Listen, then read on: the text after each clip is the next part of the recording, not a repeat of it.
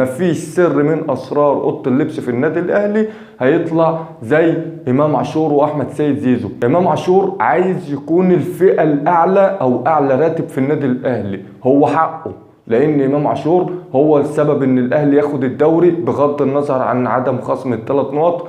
اكتر هداف، اكتر اسيست، هو اللي كان شال النادي الاهلي، وفي غياب امام عاشور بان امكانيات النادي الاهلي، فحقه ان هو يكون الاعلى اجر.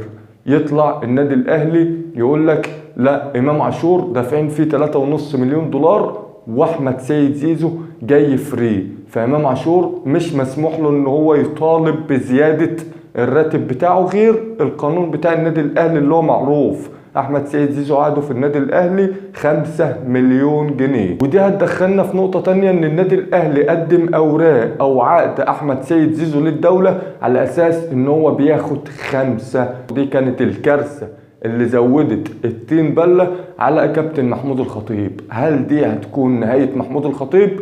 ده اللي هنشوفه الفترة اللي جاية، وهيتم محاسبة محمود الخطيب على المساعدات والدعم المالي والإعلامي والمعنوي اللي النادي الأهلي كان بيتمتع به. نخش بقى في نقطة تانية، وهي قصة أحمد سيد زيزو ونادي الزمالك. النهاردة نادي الزمالك قدم كل الأوراق والمستندات بتاعته اللي تدين أحمد سيد زيزو، اللي احنا قلنا عليها في بداية الحلقة كانت مركونة على الرف شوية لحد ما نشوف النادي الأهلي هيعمل ايه في كأس العالم للأندية. لو النادي الأهلي حقق المطلوب منه فقصة أحمد سيد زيزو انتهت لصالح النادي الأهلي، لو ما حققش المطلوب منه يبقى كده نجيب الطرفين ونحاسبهم محاسبة قانونية ونشوف مين اللي غلطان. فالزمالك هيتحكم لصالحه في قضية أحمد سيد زيزو. نيجي بقى لآخر موضوع في الحلقة النهاردة، ألا وهو الصفقات. الأندية كلها في الدوري المصري بتستعد لموسم جديد، كل صفحة إعلامية خاصة بنادي بتطلع تعمل بروباجندا للصفقات بتاعتها.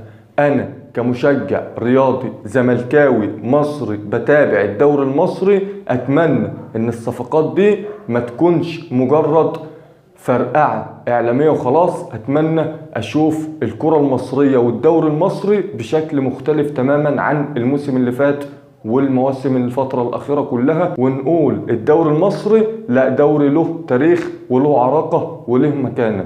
ده كل اللي أقدر أقوله في موضوع الصفقات.